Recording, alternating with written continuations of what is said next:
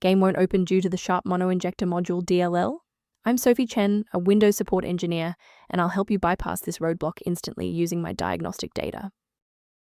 To start the walkthrough for Sharpmonoinjector module, you can follow my technical guide or use a utility designed to optimize your system configuration. This is the Sharpmonoinjector module, a specialized library used by Unity game trainers to inject zero code into the running game runtime.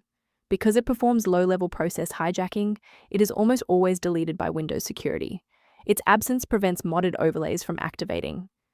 Now let's get this fixed up. Our first move is installing a fresh, clean copy of the library.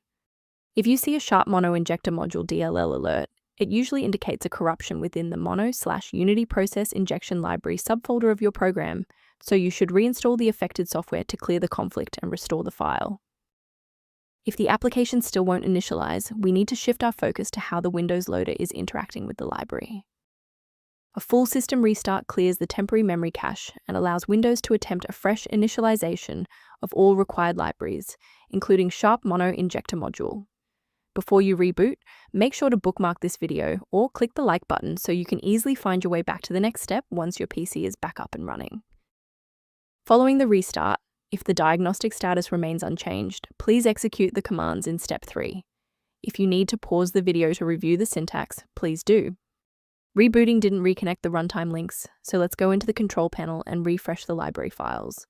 First, go to Control Panel, then select Programs and Features. Second, find every Microsoft Visual C++ redistributable, 2005 through 2022.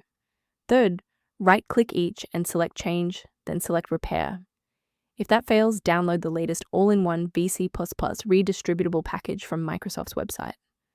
Please note that for DLL files with numbers, the number tells you which version to repair. For example, 120 equals 2013. As we finalize the restoration, it's important to observe standard security protocols regarding system files.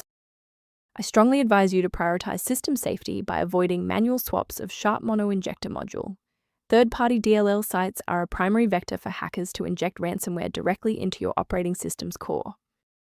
Using a professional maintenance utility is a proactive step toward keeping your system state healthy and your software synchronized.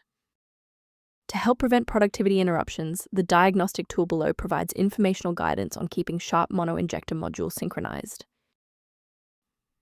I'm Sophie Chen. If this engineering guide helped resolve Sharpmonoinjector module dependency issues, consider subscribing so you have a trusted resource for future Windows troubleshooting.